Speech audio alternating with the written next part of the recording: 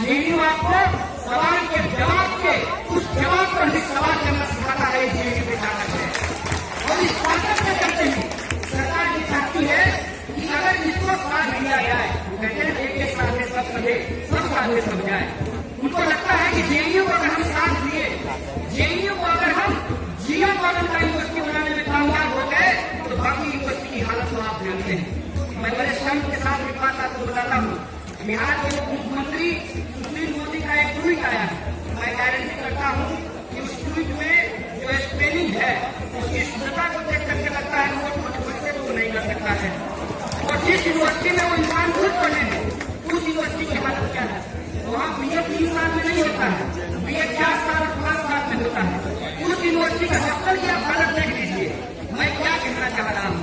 मैं ये कहना चाह रहा हूँ कि इस देश की शिक्षा व्यवस्था को पहले ही बर्बाद किया जा चुका है। आप स्टेट यूनिवर्सिटी को जाकर के देख लीजिए, आप सरकारी स्कूलों को जाकर के देख लीजिए, आप सरकारी शिक्षण संस्थानों की हालत को देख लीजिए।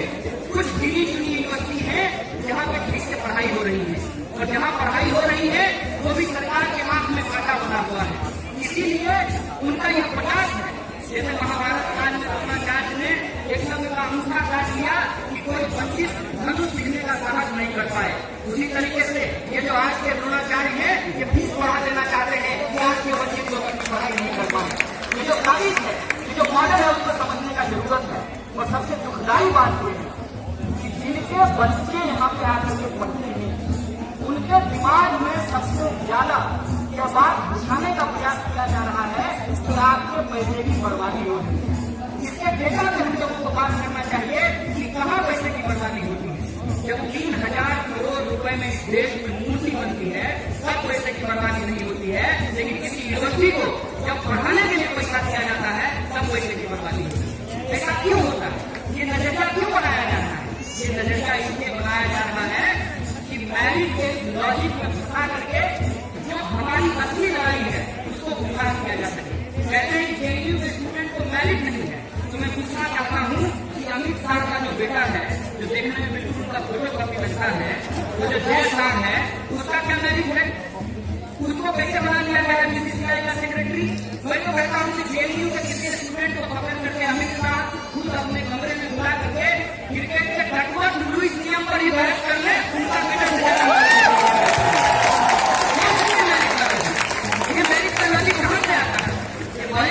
वहीं से आता है कि जो लोगों को लगता है कि हमारे घर में काम करने वाली का बच्चा यही जैसे संस्थान में पढ़ करके पीएचडी कर लेगा, अंग्रेजी बोलेगा, अंग्रेजी को छोड़ो चाइनीज भी बोलेगा, जर्मन भी बोलेगा, स्पेनिश भी बोलेगा, रशियन भी बोलेगा, तो उनको लगता है कि ड्राइवर का बेटा हमारा ड्राइवरी नहीं करेगा।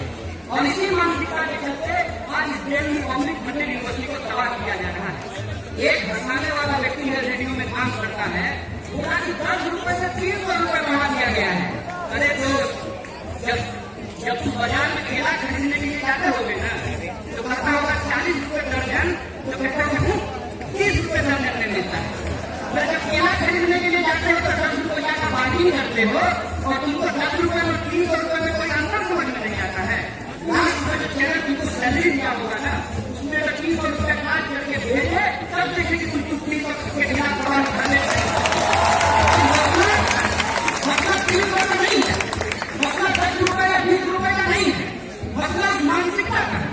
इस देश में शिक्षा बेचने की वस्तु होगी या लोगों का पैसा निकलता है। मसला इस बात का नहीं है कि एजुकेशन में लोगों से सेल्फ फाइनेंस के मॉडल पर पैसा वसूला जाए, इस पर हम लोगों को कोशिश करने की जरूरत है।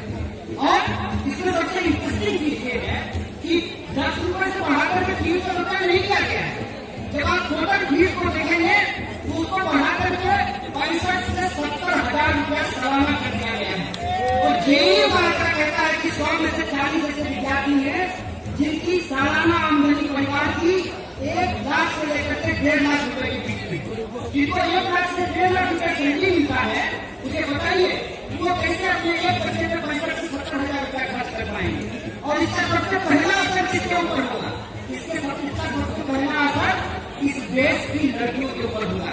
मैं अपनी फैमिली का उदाहरण देता हूँ, मंच पे खड़ा होकर ये नहीं बोलूंगा मेरा परिवार बड़ा प्रोग्रेसिव है। मेरी बहन जब 10th का एग्जामिनेशन पास की उसका पढ़ाई बंद कर दिया गया। लेकिन जब मैं 10th पास किया तो मुझे पढ़ने के लिए पटना भेज दिया गया। क्यों?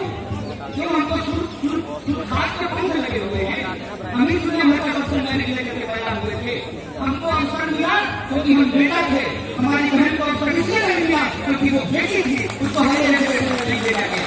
अगर ये फीस वृद्धि की गई और 1.5 लाख सालाना आमदनी वाला यही परिवार है, अगर उसको एक लड़का को एक लड़की को पढ़ाने का ऑप्शन होगा तो वो लड़की को नहीं पढ़ाएगा, और जब लड़की नहीं पढ़ेगी तो वो जेएनयू का प्रेसिडेंट भी नहीं बनेगी। सरकार को ये तो मानसिकता बात समझिए। ये जो फीस वृद्धि की गई है सीधे तौर पर समाज के सबसे कमजोर लोग हैं, जो पिछड़े लोग हैं, जो महिलाएं हैं, जो दलित हैं, जो आदिवासी हैं, जो अल्पसंख्यक हैं, जो गरीबों, किसानों और मजदूरों के बच्चे हैं, वो अपनी पढ़ाई नहीं कर पाएंगे। क्योंकि इस देश में जिसको पैसा है वो तो ऑलरेडी ऑक्सफोर्ड और कैम्ब्रिज में जाकर के पढ़ रहा है, और वही आदमी कहता है कि शिक्षा की सब्सिडी पर खर्च नहीं होना चाहिए। ऐसा है, लाज अगर होगा ना तो आईना में अपना मुंह देख लीजिएगा। आपका बच्चा ऑक्सफोर्ड में जब पढ़ने के लिए जाता है तो वो भी किसी देश की जनता के टैक्स का पैसा है, और वो भी इस सरकार के द्वारा दिया जाने वाला सब्सिडी है। आपका बच्चा सब्सिडी पे पढ़े और आपके बच्चे की पढ़ाई के लिए कोई और टैक्स भरे तो आप छाती चला करके घूमते हैं, और अपने ही देश में जब आपका टैक्स का पैसा इस देश के गरीब विद्यार्थियों के ऊपर खर्च होता है तो आपको पेट में दर्द होने लगता है। क्या कहते हैं कि आईफोन यूज करता है। अरे हम तो आईफोन क्या, हम तो एप्पल का मोबाइल खरीदना चाहते हैं, एप्पल का घड़ी खरीदना चाहते हैं, और एप्पल का कुछ होता है क्या? अरे हम तो कहते हैं कि एप्पल ही बहुत महंगा हो गया है, हमको रोज स्टोर में एप्पल खरीदना चाहते हैं। क्यों? आप ही आईफोन यूज कीजिएगा, हम आईफोन नहीं यूज करेंगे। ये बोलिए ना कि हमने चोरी की है, हमने बेईमानी की है। अरे जब हम यूनिवर्सिटी में पढ़ते थे स्ट्रगल करके हमने पढ़ाई की, आज स्ट्रगल करके अपनी नौकरी कर रहे हैं, और बाहर निकल करके किसी आम टैक्स पेयर से जेएनयू के स्टूडेंट ज्यादा टैक्स दे रहे हैं। बात मैं आपको बता देना चाहता हूँ, और इस चक्कर में हम लोग अपना योगदान नहीं कर रहे हैं। अरे मेरे जैसा आदमी जिसको सरकारी नौकरी नहीं मिला है उसको भी चुनाव लड़ने से पहले ITR भरना पड़ा था। बता दीजिएगा, टैक्स कौन नहीं भरता है? डायरेक्ट टैक्स भरता है, इनडायरेक्ट टैक्स भरता है। सिर्फ आप ही लोग टैक्स नहीं भर रहे हैं, और ये टैक्स का कर्ज देने वाले लोग हैं, उनको देखिएगा कि मार्च में सबसे ज्यादा सीए का ऑफिस का चक्कर वही लोग लगा रहे होते हैं। और टैक्स का पैसा अगर इतना चिंता है तो हम कहते हैं कि चिंता कीजिए, बेशक चिंता कीजिए, लेकिन सवाल ये मत पूछिए कि जेएनयू की शिक्षा महंगी सस्ती क्यों है, ये पूछिए कि आपकी शिक्षा महंगी क्यों है। ये सवाल आपको लेना चाहिए। और सरकार हर बात में कहती है कि पैसा नहीं है। एक बात बताइए, मोटा भाई को विधायक खरीदने के लिए पैसा है और देश के बच्चों को पढ़ाने के लिए पैसा नहीं है। करोड़ों रुपया से विधायक खरीद रहे हैं। कर्नाटक का एक विधायक बोला हमको 700 करोड़ ही मांगे थे, मोटा भाई हमको 1000 करोड़ देते।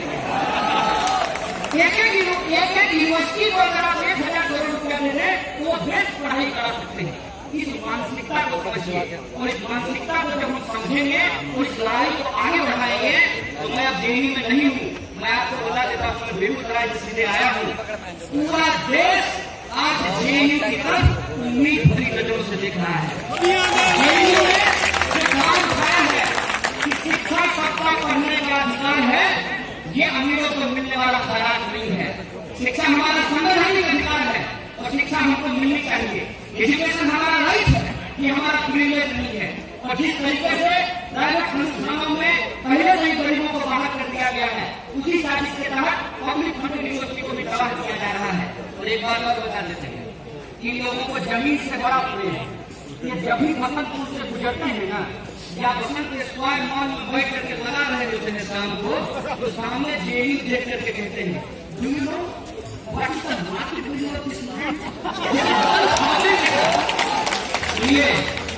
ये जो आपका नजरिया है ना, इस नजरिए के खिलाफ है।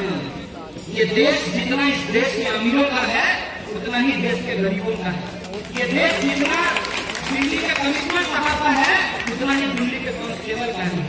इस देश को इस तरीके से हम देखना शुरू करेंगे तो हम इस देश में लोकतंत्र की बुनियाद को नहीं बचाएंगे।